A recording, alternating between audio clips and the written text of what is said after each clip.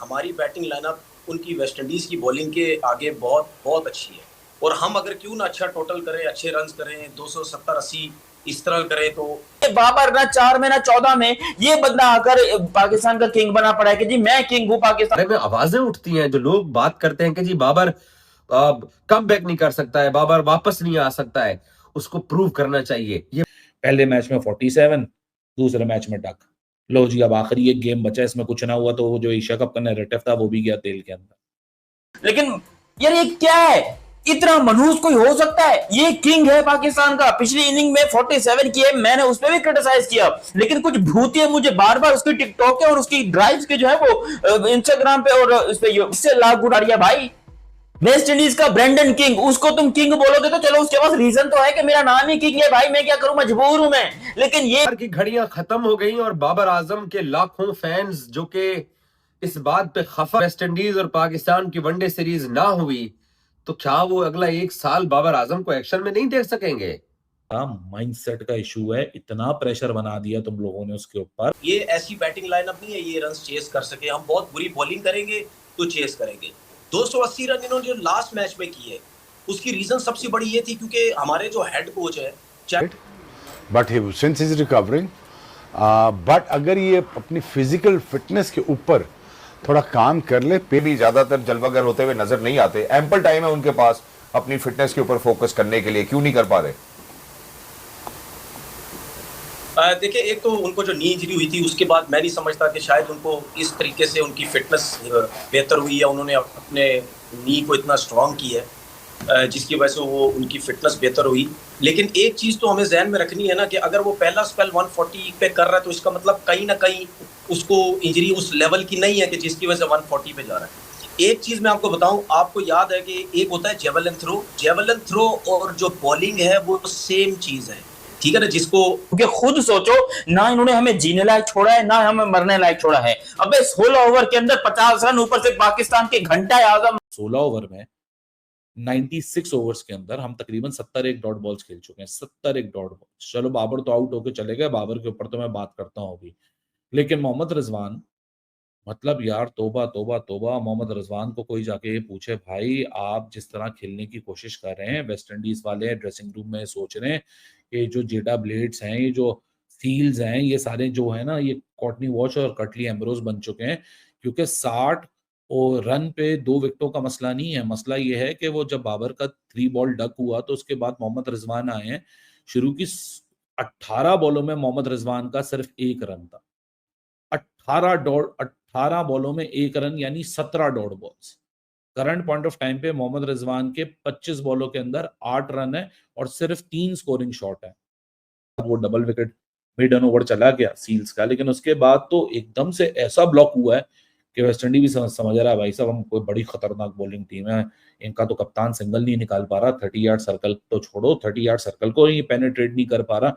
जहां ये शॉट खेल रहा है या तो ये बीट हो रहा है, या तो अगर इसका बॉल इसके बल्ले पे आ भी रहा है तो सीलदार फील्डरों के हाथ में जा रहा है। मतलब 25 में से 21 डॉट बॉल्स, यार आप ओडीआई खेल रहे हो, 21 डॉट बॉल्स और आपसे निकल नहीं रहा सिंगल, तो फिर परेशानी लोगों को दिखी जाती है।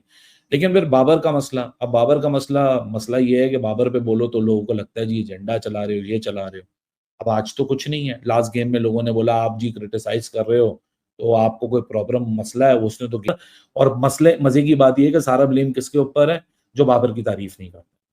अब उसमें कोई भी हो सकता है, उसमें कोई एंकर हो सकता है, उसमें कोई कंटेंट क्रिएटर हो सकता है, उसमें कोई यूट्यूबर हो सकता है, उसमें कोई जर्नलिस्ट हो सकता है, उसमें कोई जो तारीफ नहीं करता ना, वो एजेंडा चला रहा है। और वो मतलब मुझे तो लगने लगा है कि मैं तो कोई एस्ट्रोलॉजर हूँ, एस्ट्रोमिनर हूँ, कोई ज्योतिषी हूँ, कि मैं बोलता हूँ कि भाई ये प्रॉब्लम आ रही है और बस वो देखो प्रॉब्लम आने लगती है।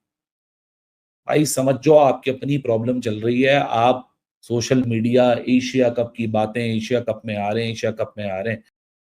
मैंने इसलिए ओडीआई सीरीज स्टार्ट होने से पहले वीडियो की थी कि तुम लोगों ने ना बाबर आजम को प्रेशर बना दिया उसके इर्द गिर्द। अब उसको सिर्फ ये पड़ी हुई है कि रन्स करने किसी ना किसी तरह, क्योंकि एशिया कप में आना है। भाई Asia cup was not the final destination and shouldn't be the final destination for Babar Azam. Asia cup से ज्यादा वर्ल्ड टी20 को उसको फोकस करना चाहिए, लेकिन करंट पॉइंट ऑफ टाइम में जिधर है वहां अपने आप को इन्वेस्ट करना चाहिए, वहां बेहतर करना चाहिए, क्योंकि फ्लॉज हैं बाबर आजम के अंदर। जो लोग उस पर तनकीद करते हैं वो थोड़ी फ्लॉ है, वो तो जो काम करके आता है उसके ऊपर तनकीद होती है। अब ऐसा तो नहीं है कि साइम के बाद बाबर जा रहा था बैटिंग करने के लिए और लोग बोल रहे थे कि नहीं होगा नहीं होगा नहीं होगा, बददुआएं देते हुए, कोई काला जादू करते हुए इसके ऊपर। टॉस तो वो उसको बैटिंग पहले करनी चाहिए। ठीक, उसकी रीजन ये है कि मैं बार बार महाराजा साहब वो बाबर साले की तस्वीर में यकीन करो, दिल करता है कि फाड़ के रख दूं का।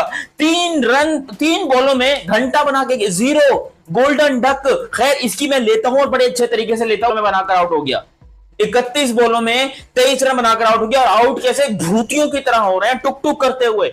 जितनी डॉट बॉल है पाकिस्तान ने इस इनिंग के अंदर खेली हैं, इतनी शायद मैं कहता हूं पूरी अपनी टूर्नामेंट के अंदर एक टीम नहीं खेलती होगी।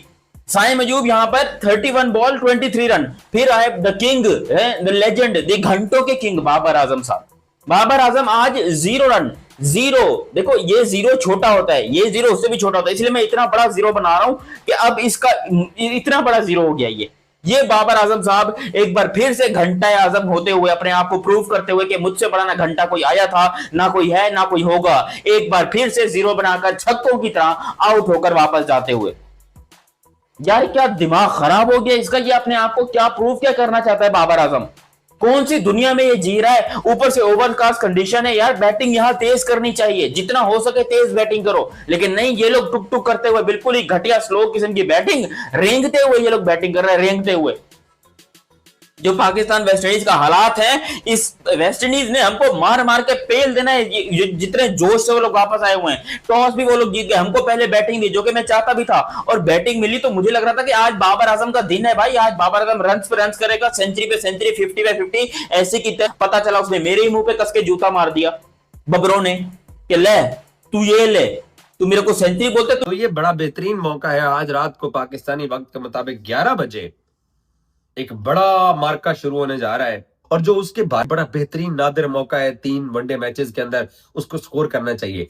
न्यूजीलैंड में जो पाकिस्तान बगैर परफॉर्मेंस के ना कोई आपके साथ नहीं रहता, नहीं है। कितना लोग सपोर्ट कर देंगे, परफॉर्म तो करना पड़ना है ना। ये बल्ला है ना, इस बल्ले से सबके हेटर्स के मुंह बंद होंगे। वीडियो चलवाने से, ट्रेंड बनवाने से, पीआर करवाने से लोगों के मुंह नहीं बंद होंगे। जब आप अच्छी क्रिकेट खेलोगे तब लोगों के मुंह बंद होंगे। आपका तो ग्राफ, कभी हम सोचते हैं कि लोगों का ग्राफ 40 के अगले में 60 करेगा, फिर सेंचुरी करेगा। आपका तो ग्राफ पिछले कुछ अर्से से 40 आता है, तो फिर आप जल्दी आउट हो जाते हो। फिर इसके बाद दोबारा से 30 करोगे, फिर जल्दी आउट हो जाओगे। अब बंदा पूछे, जब साइम खेल रहा था, इतना बल्ले के ऊपर बॉल आ रहा था, आउटस्टैंडिंग किस्म की वो बल्लेबाजी कर रहा है, क्या जरूरत क्या पड़ी है इतना क्रॉस जाके खेलने की, चौके की तरह जो मारने की? भी तुम आए हो लास्ट मैच में विकेट आई हुई है, लास्ट मैच में अपनी गलती की वजह से आउट हुआ।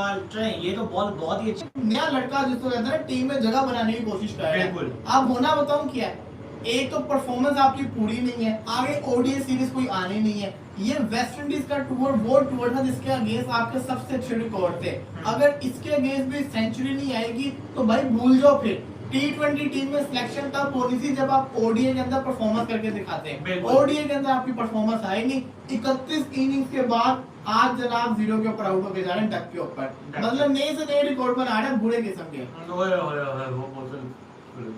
अच्छा, बहरहाल बाबर आजम तीसरी बॉल पे आउट हो गया, अनफॉर्चुनेट विकेट थी। उसके बाद अब्दुल्ला शफी कैश दे बैठे, एक नए बॉलर के हाथों आउट हो गया। अब्दुल्ला शफी बड़ी अच्छी फॉर्म में नजर आ रहे थे, जैसे फर्स्ट ओडीआई में अच्छी रेटिंग कर रहा था, वो इस ओडीआई में भी बहुत अच्छी रेटिंग कर रहा था, लेकिन अनफॉर्चुनेटली वो जल्दी ही आउट हो गया। अब मोहम्मद रिजवान उसके बाद बादल आया, तब जिसको कहते हैं ना बारिश का माहौल बना है, ऐसे नहीं बारिश का माहौल बना, तो इस चीज का ध्यान हुए।